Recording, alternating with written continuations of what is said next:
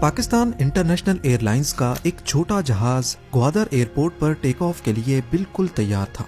हमेशा की तरह ये एक रूटीन फ्लाइट थी, पर आज का दिन पाकिस्तानी अथॉरिटीज के लिए किसी भी तरह से नॉर्मल नहीं था, क्योंकि उस वक्त किसी को भी मालूम नहीं था कि जहाज में 3 हाईजैकर्स भी सफर कर रहे हैं। अचानक इत्तला मिली कि एक जहाज हाईजैक हुआ है। अगले चंद घंटों में PIA की फ्लाइट 544 नेशनल और इंटरनेशनल मीडिया की हेडलाइंस बनने वाली थी।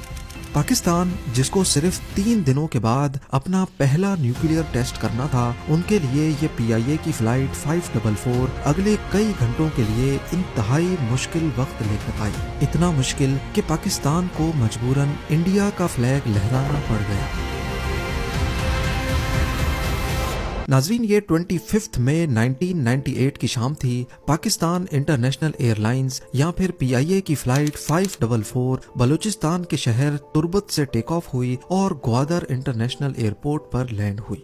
ये PIA का छोटा फोकर F-27 एयरक्राफ्ट था, जिसका ग्वादर एयरपोर्ट पर सिर्फ 20 मिनट का स्टे था। यहाँ 3 पैसेंजर्स उतर गए और एक नया पैसेंजर ऑन बोर्ड हो गया। अब जहाज में टोटल 27 पैसेंजर्स और 5 क्रू मेंबर्स मौजूद थे। पैसेंजर बोर्डिंग के बाद जहाज ने शाम के 5:55 पर टेक ऑफ किया और अब इसका अगला और final stop Karachi international airport था, जहां उसे ठीक 1 घंटे के बाद 6:55 पर लैंड करना था। ग्वादर एयरपोर्ट से टेक ऑफ किए अभी चंद मिनट ही गुजरे थे कि एक पैसेंजर उठा और कॉकपिट की तरफ जाने लगा, जिस पर एयर होस्टेस ने उसको रोकना चाहा, लेकिन वो शख्स एयर होस्टेस को धक्का देकर कॉकपिट के अंदर जाने में कामयाब हो गया।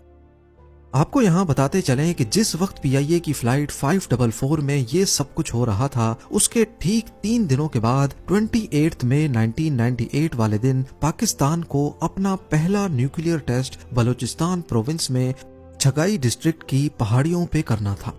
इस टेस्ट को पाकिस्तान ने छगाई 1 का नाम दिया और ये पाकिस्तान की हिस्ट्री में एक बहुत इम्पोर्टेंट दिन था, क्योंकि इंडिया अपना दूसरा न्यूक्लियर टेस्ट पोखरान 2 इसी महीने की शुरुआत में कर चुका था। दुनिया की नजर में पाकिस्तान न्यूक्लियर रेस में ऑलरेडी 24 साल पीछे था, क्योंकि इंडिया ने अपना पहला न्यूक्लियर टेस्ट पोखरान 1 1974 में किया। यही वजह है कि अपने पहले न्यूक्लियर टेस्ट से पहले पाकिस्तान किसी किस्म की गड़बड़ नहीं चाहता था, लेकिन ना चाहते हुए भी जिसका डर था वही हुआ। उधर PIA की फ्लाइट 544 के कॉकपिट में जबरदस्ती घुसने वाले शख्स ने अपना पिस्टल निकाला और पायलट को कहा कि जहाज हाईजैक कर लिया गया है। पैसेंजर केबिन में हाईजैकर के 2 और साथी भी थे। जब उन्होंने देखा कि पायलट काबू हो चुका है, तो वो अपनी सीट से उठे और वेपन्स के जोर पे तमाम पैसेंजर्स को होस्टेज बना लिया। हाईजैकर्स ने सारे पैसेंजर्स को वार्निंग दी कि चालाकी दिखाने की सूरत में जहाज को बॉम्ब से उड़ा दिया जाएगा, जो इनमें से एक ने अपने जिस्म पर बांधा हुआ है। अभी किसी को कुछ समझ आता, इतने में पायलट ने भी अनाउंसमेंट करके इस बात की कंफर्मेशन कर दी। PK 544 के कैबिन क्रू में पायलट कैप्टन उजैर खान, को pilot first officer Mohammad Faisal, जबकि 2 एयर होस्टेस खालिदा अफरीदी और अस्मा ईरानी समेत एक ग्राउंड इंजीनियर सजाद चौधरी भी शामिल थे। तीनों हाईजैकर्स बज़ाहिर पढ़े लिखे नहीं लगते थे। उन्होंने शलवार कमीज पहन रखी थी और क्योंकि वो तुर्बत से बोर्ड हुए थे, तो इस बात के काफी चांसेस थे कि इनका ताल्लुक भी बलूचिस्तान प्रोविंस से है। पर आखिर हाईजैकर्स की डिमांड क्या थी? बलूचिस्तान प्रोविंस पाकिस्तान के साउथ में मौजूद यहाँ की सबसे बड़ी प्रोविंस है। ब्रिटिश इंडिया के दौर से ही यहाँ के कुछ कबीले अपना अलग मुल्क चाहते थे, लेकिन 1947 में पाकिस्तान और इंडिया का पार्टीशन हो गया और बलूचिस्तान को पाकिस्तान की प्रोविंस डिक्लेयर कर दिया गया। तब से लेकर बलूचिस्तान के कुछ कबीले पाकिस्तानी गवर्नमेंट के खिलाफ हैं और बलूचिस्तान के नेचुरल रिसोर्सेज को इस्तेमाल करना इनको अच्छा नहीं लगता। 28 मई 1998 को अपना पहला न्यूक्लियर टेस्ट भी पाकिस्तान को बलूचिस्तान में ही चगाई डिस्ट्रिक्ट में करना था।